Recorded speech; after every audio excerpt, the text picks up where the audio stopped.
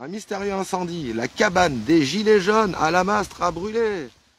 J'ai croisé les articles de presse et j'ai croisé les informations que j'ai pu recueillir dans le village, notamment avec des gens qui étaient gilets jaunes et d'autres qui ne l'étaient pas. De toute façon, c'est pas la question. J'ai recueilli des témoignages de citoyens lambda des Lamastrois, donc les habitants de la Mastre.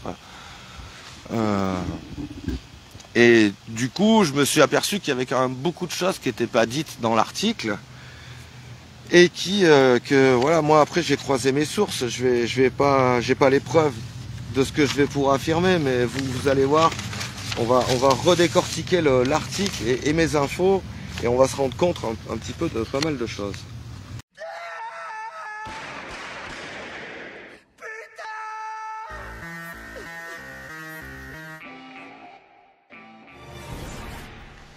La cabane des Gilets jaunes a brûlé. Alors, j'explique un petit peu. Je vais vous lire l'article du Dauphiné Libéré. Le Dauphiné Libéré, voilà, c'est le petit, comme ce qui correspondrait en région Occitanie au Midi Libre. Après, sur Nantes, je ne sais pas comment ça s'appelle, mais enfin, bon, vous voyez le petit journal local de merde, quoi. Pour ceux qui sont sur Montpellier, Midi Libre, ça vous parlera, donc vous voyez bien là. C'est la propagande comme on l'adore, quoi. Alors, je vous lis l'article, il est pas long, il est vraiment pas long. Et après, je vous dis les infos que moi j'ai recueillies et que déjà, rien qu'en lisant l'article, j'ai dit il y a un truc qui colle pas. Et quand j'ai recroisé mes sources, ben voilà, vous ferez votre propre enquête. Hein. Moi, je vais pas vous dire, j'ai pas de preuves, mais quand même. Alors, l'article. La cabane des Gilets jaunes part en fumée. Jeudi, vers 8 h, un témoin a signalé un feu provenant d'un semblant de cabane des rares Gilets jaunes. Allez vous faire enculer, quoi. Il n'y avait aucun manifestant à cette heure. Nous y reviendrons. Cette dernière avait été installée il y a peu de temps. Je préciserai. Peu de temps à l'entrée de la zone industrielle de Lamastre. Un tas de bois et de palettes, je préciserai, se trouvaient à proximité. Des produits inflammables à proximité. Le feu s'est propagé à une haie séparant la route de l'entrepôt de l'entreprise Veolia qui contient des produits inflammables. Ah bah tiens, faudrait peut-être mettre les panneaux les gars. Hein. Alors, premier sur les lieux, les gendarmes ont utilisé des extincteurs du garage voisin. Les pompiers de la Mastre non disponibles, ah oui ça aussi, les pompiers de la Mastre non disponibles, on va savoir pourquoi.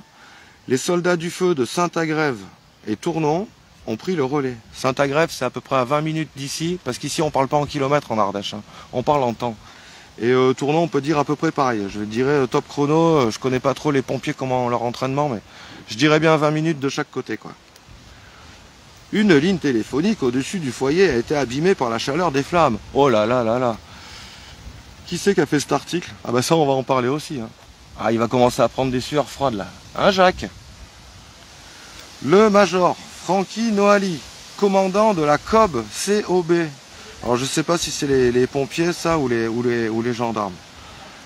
Les commandants de la COB, Lamastre-Vernoux, je pense que c'est les poètes-poètes, les gendarmes, ont invité fermement un responsable des Gilets jaunes. Ils l'ont invité fermement. Hein. Attention, un responsable des Gilets jaunes. Ça c'est pareil, on va décortiquer un petit peu, mais à retirer palettes et bois, à nettoyer le terrain et suivant les directives du préfet de l'Ardèche, ne pas occuper le terrain. Ne pas... Non, il y a de... Tu rentres chez toi, tu te tais. La gendarmerie a ouvert une enquête, ah bon, pour déterminer les causes de l'incendie. Ok. Bon, ben voilà, là c'est la partie Toto Live, c'est le final. Après, je vous quitterai les copains. Et je vous rappelle qu'on a toujours une cagnotte à dispo. Alors oui, vers 8 h, effectivement, un témoin, peut-être qu'il n'a pas voulu être cité, très bien, ça on s'en fiche, a signalé un feu provenant d'un semblant de cabane de Gilets jaunes. Oui, alors c'est vrai, il y avait 2 palettes et c'est vrai, ceci. Mais bon, ça, dans le vocabulaire, moi c'est ça qui m'embête, Il n'y avait aucun manifestant à cette heure. Oui.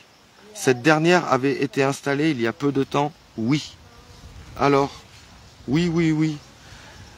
Elle était vieille de moins de 10 jours, cette cabane. Et effectivement, elle n'était pas occupée. Pour la simple et bonne raison que cette cabane, du moment qu'elle a été commencée à être posée, elle était H24 occupée à la mastre. Tout le temps, il y avait tout le temps une présence à cet endroit. Et le soir, la nuit, avant l'incendie, qui a commencé donc au matin à 8 heures, il pleuvait des cordes, des cordes, des cordes. Et donc, je vous rappelle, c'est au mois de décembre. Donc ici, là, décembre, Ardèche, tu vois, là, il y a un peu de vent, j'ai gardé mon sweat, quoi.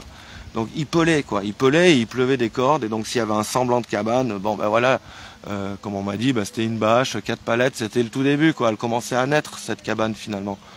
C'est pour ça qu'elle avait cet aspect un peu bric-broc, mais... Par contre, il y avait déjà des cahiers de doléances à l'intérieur, des choses comme ça, pas mal de documentation. Mais donc, revenons-en au fait. Elle était donc occupée depuis moins de 10 jours, H24, et la nuit, donc de la veille de l'incendie, elle n'a plus été occupée à partir de 1h du matin, grosso modo, parce que justement, les types, ben, ils se pelaient, il pleuvait, voilà quoi, ça se comprend. Tout le monde va se coucher. Du coup, la cabane, c'était la seule fois où, depuis sa naissance, n'était pas occupée.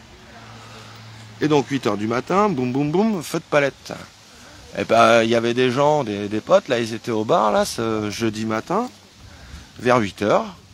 Et puis, ils ont vu une fumée qui était un peu, plus ou moins, ils étaient en terrasse, ils disaient, regarde, ah, t'as vu, machin, c'est bizarre la fumée, on dirait que ça vient plus ou moins de bah, de là où il y a la cabane, quoi. Ah ouais, t'as raison, ouais, c'est par là-bas, ouais. Et puis, c'est bizarre quand même. Oh, ça doit pas être ça, parce que c'est de la fumée noire. De la fumée noire, les copains.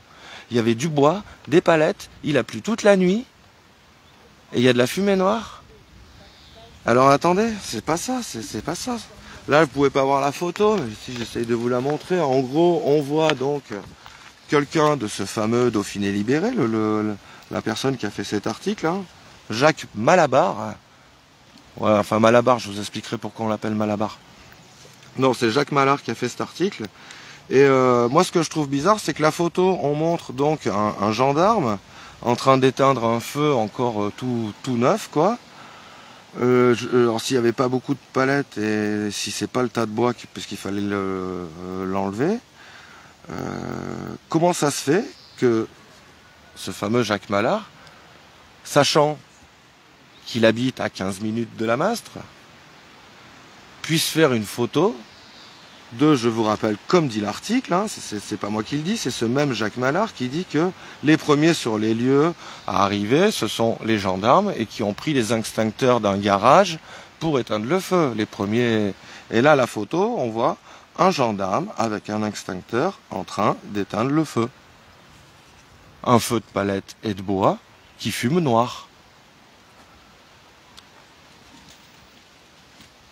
Voilà, il y a toujours, il y a le son fonctionne, mais je fais exprès de marquer un blanc pour bien que cette phrase elle tourne, quoi. Alors attendez, parce que voilà.